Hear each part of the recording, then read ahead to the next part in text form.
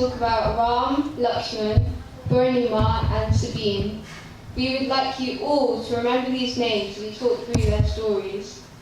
2015 was the year when Nepal witnessed two very devastating earthquakes that left over 750,000 houses and buildings destroyed or damaged.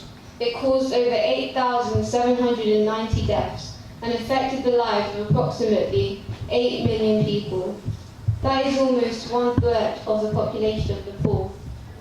With the houses and buildings destroyed, people were forced to live in slums, in shacks and in tin shanty homes.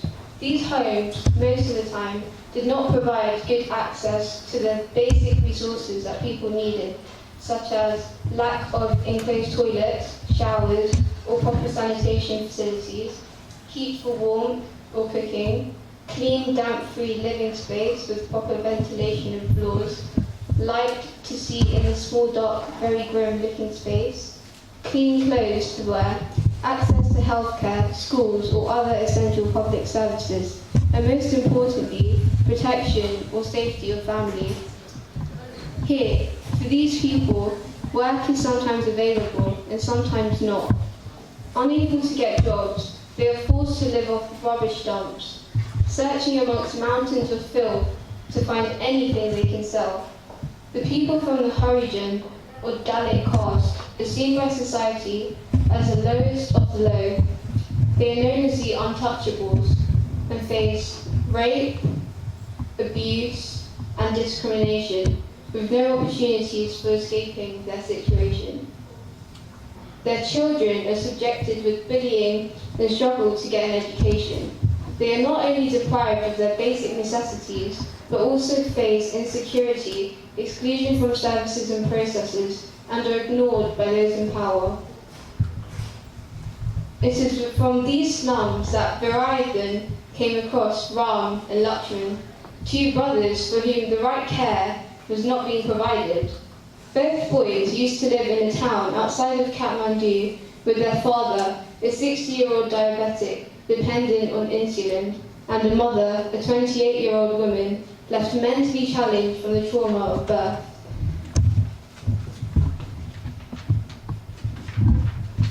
They all lived in a very small shack, built from bits of wood and metal, with no utensils for cooking or no bedding for sleeping. Whilst the mother went to work at a hotel nearby to clean utensils on a daily basis, both boys wandered around and played and passed their time with the local dogs on the street. As a means of survival, the mother used to bring the leftover food from the hotel for her family at home to eat.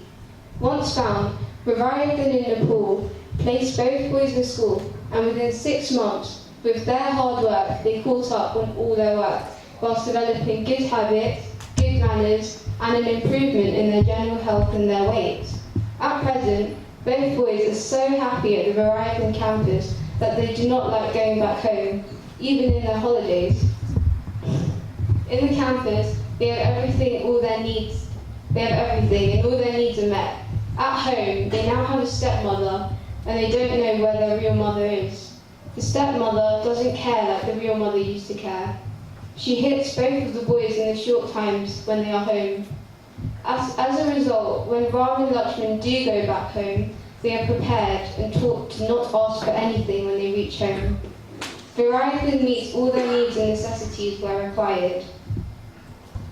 The second story is of Sabine, a boy who came from a village where there are no vehicles to be seen because of poor road infrastructure. Only a helicopter travelled in and out of the village, taking 7 to 8 people maximum to Kathmandu. At the age of 3, Sabine's father left his mother, and his mother feared on the kind of life that she would be giving to her son. Therefore, she also left him and did not ever come back home. By the evening, Sabine started to cry very loudly that the neighbours heard and came running to find out what has happened and where the mother is. Despite sending a search party, the mother could not be found anywhere.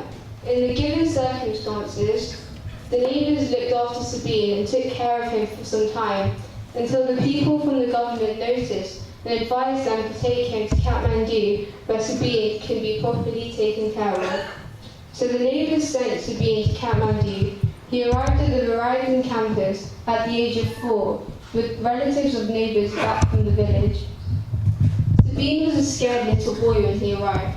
When offered even a small biscuit to eat, he would just stand with his hands folded and head held down and wouldn't eat.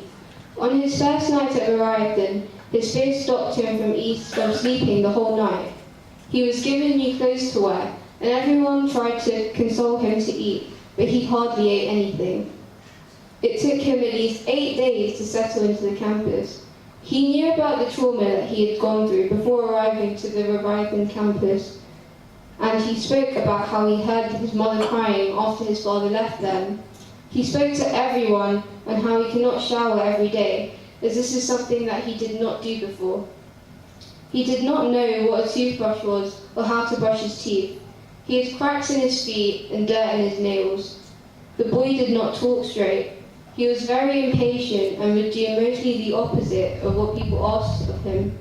He wore clothes the wrong way and used to be extremely careful. The people who dropped him to the campus had mentioned how he suffered